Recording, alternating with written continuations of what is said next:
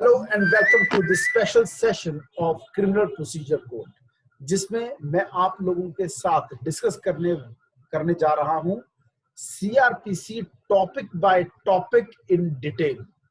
हर topic को in depth में आप लोगों के साथ इन सेशंस में डिस्कस करूंगा।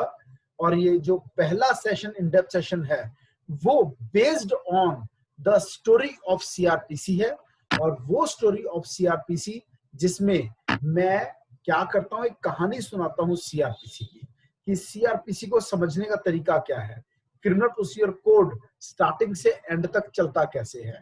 ठीक है, कि पहले एक ऑफेंस होता है, जब भी ऑफेंस होगा तो दो बातें होगी, या कॉग्निजेबल ऑफेंस है वो, या नॉन कॉग्निजेबल ऑफेंस है। कॉग्निजेबल है तो एफआईआर होगी, नॉन कॉग्निजेबल है तो डीडीआर होगी। क्लियर?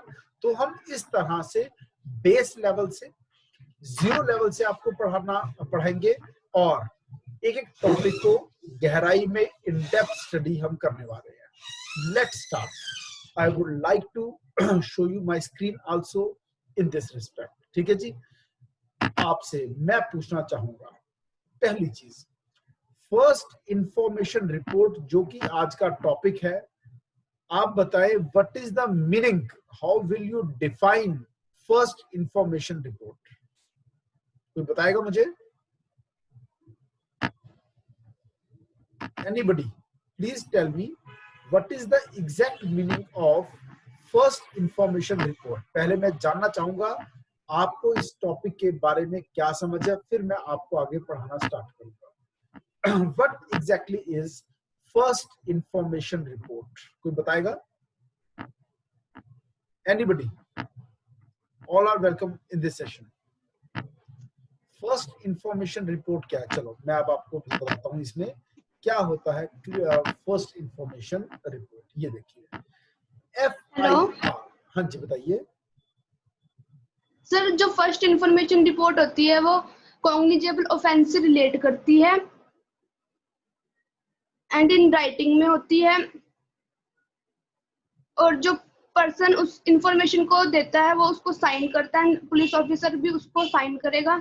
और जो एक बुक रखी होती है सर जो पुलिस स्टेशन में, उसमें उसको रिकॉर्ड किया जाता है सर FIR को। बिल्कुल।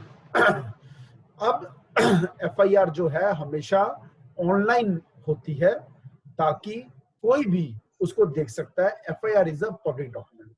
ठीक है जी, समझिए क्रिमिनल प्रोसीजर कोड का जो ये प्रोसीजर दिया हुआ है ट्रायल का, उसका स्टार्टिंग पॉइंट इन जनरली क्या होता है? स्टार्टिंग पॉइंट FIR होता है, कि जैसे ही एक ऑफेंस की इंफॉर्मेशन पुलिस ऑफिसर को मिलती है तो पहला ही स्टेप क्या करता है, उसको रिकॉर्ड पर लेकर आता है, उसकी एक रिपोर्ट बनाता है कि हमें ये इंफॉर्मेशन मिली, इस इंसान ने दी, इस ऑफेंस के बारे में दी। जरूरी नहीं है कि किसने ऑफेंस किया उसका जिक्र भी उसमें हो, बस ऑफेंस क्या है, किसने इंफॉर्मेशन दी, ये होना जरूरी है। If that offence is cognizable. First information report जैसा कुछ होता है, फर्स्ट इंफॉर्मेशन रिपोर्ट जैसा कुछ होता है, इसका हमें कहां से पता चलता है? क्या फर्स्ट इंफॉर्मेशन रिपोर्ट की डेफिनेशन सीआरपीसी में है? नहीं है। फर्स्ट इंफॉर्मेशन रिपोर्ट के रूल्स कहां है? सेक्शन 154। 154 की रिपोर्ट ही फर्स्ट इंफॉर्मेशन रिपोर्ट है। ये कहां से पता चलता है? ठीक है, अभी मैं ये सब आपको बताने जा रहा हूं। Clear? Let's start with this topic now. I would first like to show you some notes, और पहले हम सीआरपीसी के बेसिक्स की थोड़ी सी और बात करेंगे, और उसके बाद मैं आपसे बात करूंगा इसकी अगली चीज की, और वो क्या है? स्टार्टिंग पॉइंट यानी फर्स्ट इंफॉर्मेशन रिपोर्ट। ये देखिए आपके सामने असाइनमेंट है, ये सब असाइनमेंट्स आपको अवेलेबल होंगे। ओके, पहले तो हम सीआरपीसी के बेसिक्स की बात करेंगे। मैं इस स्क्रीन पर जो आपको दिखाया जा रहा है टेक्स्ट को थोड़ा बड़ा करके आपको दिखा देता हूँ। ये देखिए क्रिमिनल प्रोसीजर का जो ये लॉ है, ये complementary to substantive criminal law है। ये फर्स्ट पॉइंट है। अब इसका क्या मतलब है? इसका क्या मतलब है complementary to substantive criminal law? देखिए, हम सीआरपीसी को, क्रिमिनल प्रोसीजर को एडजेक्टिव लॉ भी कहते हैं। क्या कहते हैं? Adjective law. एडजेक्टिव लॉ का क्या मतलब है? हर procedural law, every procedural law is an adjective law. क्यों? क्योंकि जितने भी प्रोसीजरल लॉज हैं उनको किसी ना किसी सब्सटेंटिव लॉ का कॉम्प्लीमेंट्री रहना होता है। जैसे कि civil procedure code, CPC, it is complementary to civil substantive law. ऐसे ही CrPC, it is complementary to, ये कॉम्प्लीमेंट्री है to criminal substantive law. Criminal substantive law जैसे IPC, Indian penal code. Clear? और आगे चलते हैं। ये लॉ चाहे सेंटर का है मगर ये कॉन्करेंट लिस्ट में है, 7th शेड्यूल ऑफ कॉन्स्टिट्यूशन के कॉन्करेंट लिस्ट में। इस कारण से इसको अमेंड जो किया जा सकता है वो दोनों कर सकते हैं, सेंटर भी स्टेट भी। Both centre and state can make laws with respect to criminal procedure. ठीक है। अब पहले ये कहते थे कि this code extends to whole of India except state of Jammu and Kashmir, पर अब ऐसा नहीं है। Now it is applicable to state of Jammu and Kashmir as well. ठीक है, धारा 370 खत्म हो जाने के बाद से। ओके, तो यहाँ पर ठीक है, एक्सेप्ट वर्ड की जगह पर वर्ड आना चाहिए इंक्लूडिंग, वर्ड आना चाहिए including the state of Jammu and Kashmir now. अब क्लियर? और इसके कुछ प्रोविजंस जो है they are not applicable, still not applicable to Nagaland and the tribal areas of Assam, क्योंकि वहां पर कुछ उस प्रकार की पिक्युलर कंडीशंस प्रिवेल करती है। क्लियर? और सेक्शन 5 क्या कहता है? अगर कहीं पर कुछ स्पेसिफिक प्रोविजंस क्रिमिनल प्रोसीजर को लेकर दिए हुए हैं तो वहां वही स्पेशल लॉ प्रिवेल करेगा और सीआरपीसी प्रिवेल नहीं करेगा। क्यों? ये जनरल लॉ है। क्रिमिनल प्रोसीजर जो है ये एक जनरल लॉ है, और जहां पर भी एक कॉन्ट्रास्ट आ जाए जनरल लॉ और स्पेशल लॉ का, तो वहां पर special law prevails over general law. हमेशा special law prevails over general law, ये एक प्रिंसिपल है। उसी तरह से substantive law prevails over procedural law, constitutional law prevails over ordinary laws. ये प्रिंसिपल्स है। अब मैंने पहले भी बताया था, इन्वेस्टिगेशन, इंक्वायरी, ट्रायल, ये 3 चीजें अलग चीजें हैं। इन्वेस्टिगेशन पुलिस ऑफिसर करता है, इंक्वायरी मैजिस्ट्रेट करता है या कोर्ट करता है। ठीक है। इन्वेस्टिगेशन का पर्पस क्या है? एविडेंसेस कलेक्ट करना, जबकि इंक्वायरी का पर्पस क्या है? चार्जेस कौन से लगाए जाएं, प्रोसिक्यूशन को एग्जामिन करना, डिफेंस को एग्जामिन करना।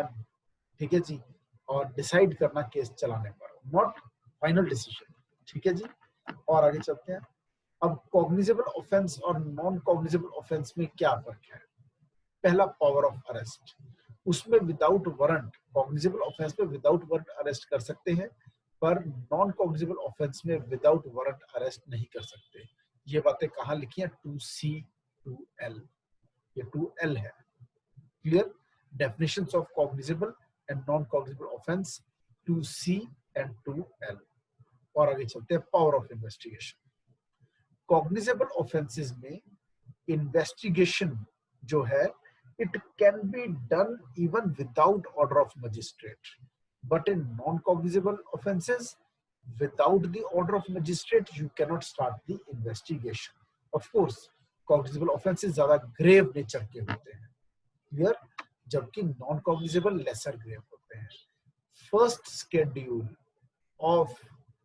शेड्यूल का टेबल 1 हमें बताता है एक ऑफेंस कॉग्निजेबल है या नॉन कॉग्निजेबल है, और मजिस्ट्रेट की जो कैपेसिटी है टू मेक एन ऑर्डर। ठीक है। अब जिस मजिस्ट्रेट को एक केस में कॉग्निस लेने का अधिकार है अंडर सेक्शन 190, यानी केस चलाने का अधिकार, केस स्टार्ट करने का अधिकार। ठीक है, वही मजिस्ट्रेट ये अथॉरिटी भी रखता है क्या करने की, ऑर्डर करने की, to make an order in cognizable cases. Magistrate who is empowered to take cognizance under 190 may make an order to investigate, whereas in non-cognizable cases the magistrate who is empowered to try the case may make an order of investigation under section 155 clause 2। जिसको cognizance लेने का अधिकार है उसको investigate order करने का भी अधिकार है कॉग्निजेबल केसेस में। लेकिन नॉन कॉग्निजेबल केसेस में जिसको ट्राई करने का अधिकार है केवल उसी को कॉग्निजेंस लेने का अधिकार होता है, उसी को सिर्फ इन्वेस्टिगेशन ऑर्डर करने का अधिकार होता है। फिर व्हाट इज लॉस्ट, उसमें डीडीआर, उसमें एफआईआर। डीडीआर क्या है, जर्नल डायरी की एंट्री, डेली डायरी रिपोर्ट बनती है बस एक, ठीक है। नॉन कॉग्निजेबल में डीडीआर, कॉग्निजेबल ऑफेंसेस में एफआईआर। और bail as a matter of right, generally ये कोई स्ट्रिक्ट बात नहीं है। जनरली ऐसा देखा गया है कि कि जितने नॉन कॉग्निजेबल केसेस हैं वो बेलेबल होते हैं और जितने कॉग्निजेबल हैं वो नॉन बेलेबल होते हैं। पर ये हार्ड एंड फास्ट रूल नहीं है, तो मेजॉरिटी बोल दिया, majority non cognizable offences bailable है, majority cognizable offences non bailable, cognizable non bailable, non cognizable bailable.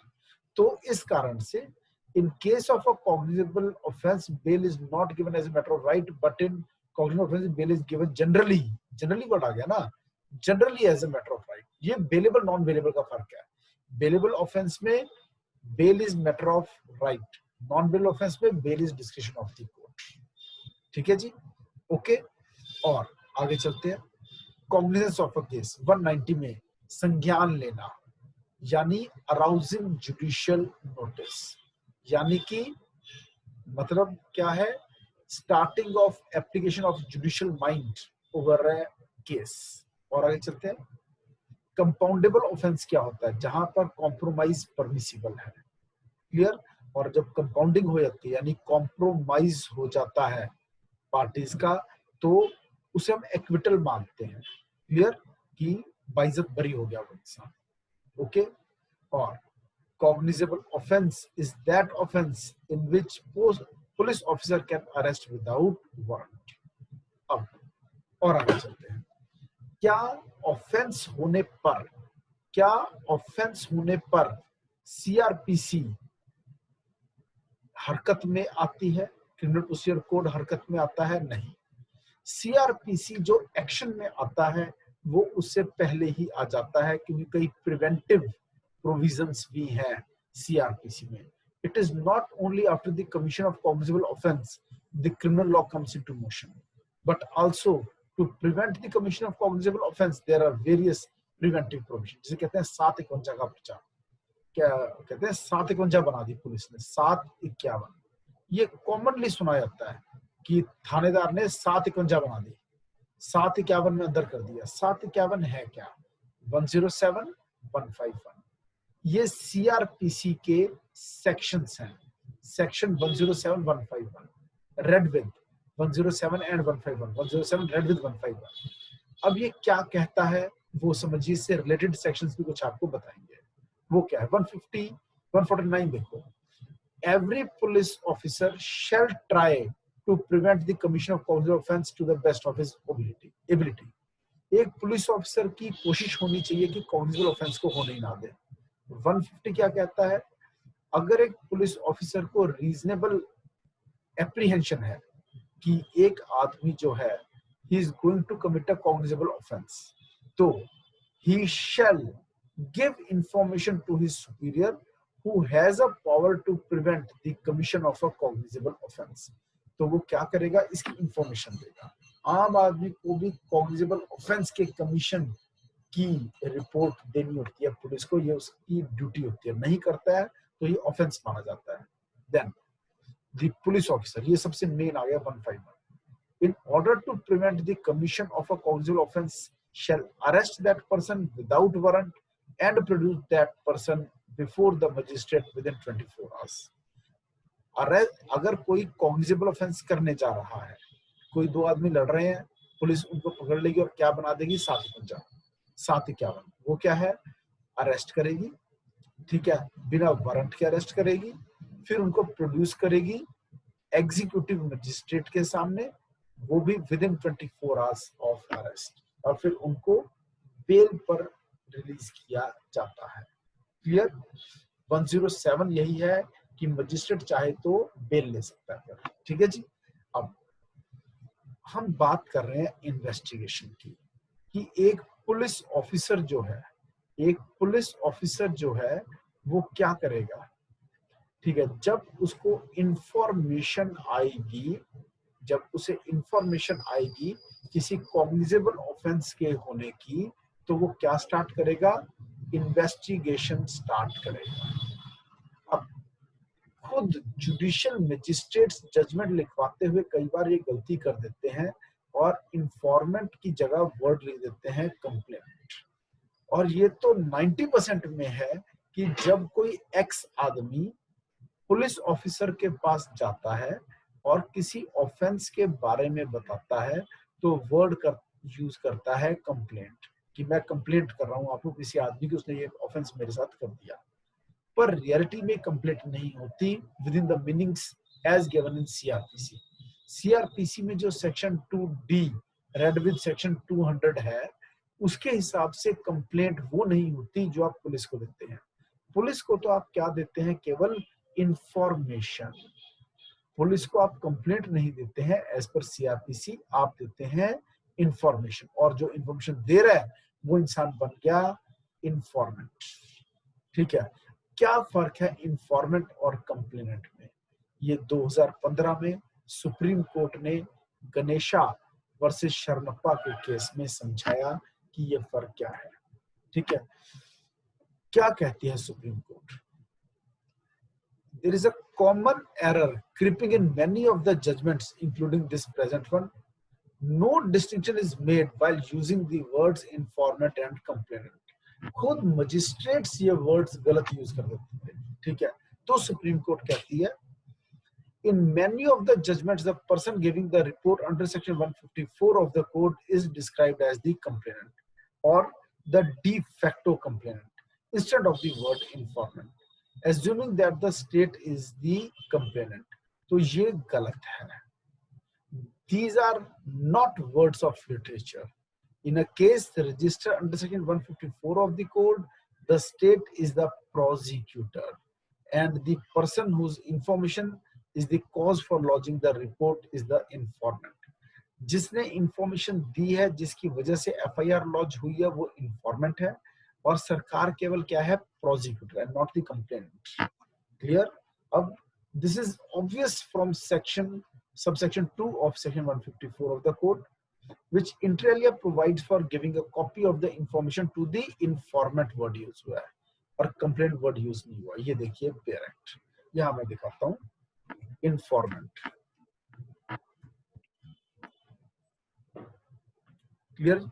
ये देखिए, ये आपके सामने लिखा हुआ है, a copy of the information as recorded under subsection 1 shall be given forthwith free of cost to the informant। Supreme court कहती है, जब साफ साफ इंफॉर्मेंट वर्ड यूज हम कर रहे हैं 154 क्लॉज 2 में कि एफआईआर की कॉपी forthwith वर्ड का मतलब क्या होता है, विदाउट वेस्टिंग टाइम, यानी जल्दी से जल्दी, फ्री ऑफ कॉस्ट आपको देनी है इंफॉर्मेंट को। क्लियर? ओके, तो इसी से क्लियर हो जाता है कि जो इंफॉर्मेशन दे रहा है पुलिस को, वो कंप्लेनेंट नहीं है, इंफॉर्मेंट है। However, the complainant is the person who lodges the complaint with court। Complaint word 2D में डिफाइंड है कि अगर आप ओरली या राइटिंग में मैजिस्ट्रेट को कोई एलिगेशन देते हो, ठीक है, दैट इज कंप्लेंट, तो वो कंप्लेंट दे रहा है। ठीक है, which would be evident from section 200 of the code which provides for examination। मैंने बताया था 2D read with section 200, ये बताते हैं कंप्लेंट क्या है। Therefore, these words carry different meanings, they are not interchangeable. और शॉर्ट में अगर मैं कहूं तो ठीक है, the person giving information which leads to lodging of FIR under 154 ठीक है is informant and not the complainant, and the person who files the complaint in the court, who goes to court, वो complainant है, read with section 2D and 200. Clear? अब अगला question आता है, what if the name of the accused was never mentioned by the informant in the FIR? अगर बताया ही नहीं कि किसके खिलाफ FIR लिखवाया जा रहा है तो क्या होगा? अब आपने एक लाश पड़ी देखी, देख के साफ पता चल रहा था कि इसका मर्डर हुआ है, ठीक है, चाकू से स्टैब किया हुआ था। अब आपको क्या पता कि किसने मर्डर किया है? आपने पुलिस को जाकर बताया कि मैंने खेतों में लाश पड़ी देखी है, तो ये बन गई FIR। ऑफ कोर्स इसमें एक्यूज्ड का नाम तो है ही नहीं, तो क्या हो गया? वैलिड है। Tara Singh versus state through home secretary Uttarakhand supreme court judgment, it was held that this fact hardly carries any significance, कि उसमें ऑफेंडर का नाम है या नहीं, इससे कोई फर्क नहीं पड़ता। क्या FIR पब्लिक डॉक्यूमेंट है? Answer is now yes, as a matter of right you can claim it. बल्कि अब तो रूल ये आ गया, पुलिस वाले की लैंग्वेज में अगर मैं बात करूं, अब तो FIR कंप्यूटर पे ही कटती है, ठीक है। लीगल लैंग्वेज में बात कर रहे हैं तो ये an FIR has to be uploaded on the official website of police department of that state within 24 hours. ये केस था रामानंद राठौर स्टेट ऑफ हिमाचल प्रदेश 2015। इसमें हिमाचल प्रदेश हाई कोर्ट ने कहा था, बाद में सुप्रीम कोर्ट ने भी इसको रेटिफाई किया था, FIR is a public document and accused is entitled to have its certified copy, and if this copy is denied, this is violation of Article 21, and it must be made public within 24 hours of registration and must be uploaded on official website with effect from 26 Jan 2015. And if a state is not having its official website, then this FIR has to be uploaded on the official website of the state government. ये judgement थी, ठीक है। और informant के sign भी FIR पे होते हैं, पर अगर वो मना कर दे कि मैं साइन नहीं करूंगा, तो ये क्या है? ये ऑफेंस है। Under section 180 of IPC this is an offense, or but harmonious reading with section 125 of Indian Evidence Act suggests that PO can exempt such person। क्या अगर जो वो आदमी है जिसने पुलिस को इंफॉर्मेशन दी है, इंफॉर्मेशन टू पुलिस ऑफिसर गई है, वो कहता है प्लीज मुझसे साइन ना कराओ, मेरे नाम को सीक्रेट रखो, तो क्या ऐसा हो सकता है कि FIR पर इंफॉर्मेंट के साइन ही ना हो? आंसर इज यस, परमिशन में बी गिवन, ठीक है। ये जवाब दिया हुआ है। Harmonious reading with section 125 of Indian evidence suggest that PO can exempt such person from signing such FIR. Such proposal is pending in the whistleblowers protection bill also, कि अगर आप किसी के बारे में सूचना पुलिस को दे रहे हैं तो आपका नाम गुप्त रखा जाए, ओके। और अगर पुलिस को आप झूठी इंफॉर्मेशन देते हो तो 182-211 का पर्चा होता है आप पर, तो ये ऑफेंस है। ऑफेंस कि आपने झूठी FIR लिखवाने के लिए झूठ इंफॉर्मेशन दी है पुलिस को। और अगर सही इंफॉर्मेशन आपने दी, if true information was given, लेकिन police made an entry totally different from the information given, कि आपने इंफॉर्मेशन कोई और दी पुलिस को, मगर पुलिस ने झूठी FIR काट दी, तो ये एक ऑफेंस है, ठीक है। 177 IPC में वो पुलिस ऑफिसर गिल्टी माना जाएगा। और अगर पुलिस को आप इंफॉर्मेशन देते हो और पुलिस FIR लॉन्च करने से मना कर दे, तो आप क्या करेंगे? SP के पास जाएंगे, ठीक है। मुझे चाहिए कि मैं यहाँ पर आपको बेरट पढ़ा दूं। SP के पास जब चाहते हैं तो रिटर्न में जाते हैं और थ्रू पोस्ट जाते हैं। फिर भी बात ना बने तो आप डायरेक्टली कोर्ट जा सकते हैं। समझ में आया? तो कोर्ट में भी कई रास्ते हैं, ठीक है। क्या क्या रास्ते हैं आपके पास कि आप 156(3) की एप्लीकेशन लगा सकते हो, कंप्लेंट, प्राइवेट कंप्लेंट डाल सकते हो, फिर भी नहीं बात बनती 482 inherent powers of high court ये यूज कर सकते हैं। अब मैं एग्जैक्टली आपको 154 पढ़ाऊंगा अपने अगले सेशन में थ्रू बेयर एक्ट, ठीक है। तो हम बेयर एक्ट में से करेंगे अपना अगला सेशन, ठीक है। आज के सेशन को हम यही खत्म करने जा रहे हैं। मैं bare act reading of section 154 से स्टार्ट करूंगा आपका अगला सेशन जो कि कल होगा। I would like to end this session here. Any questions, any queries?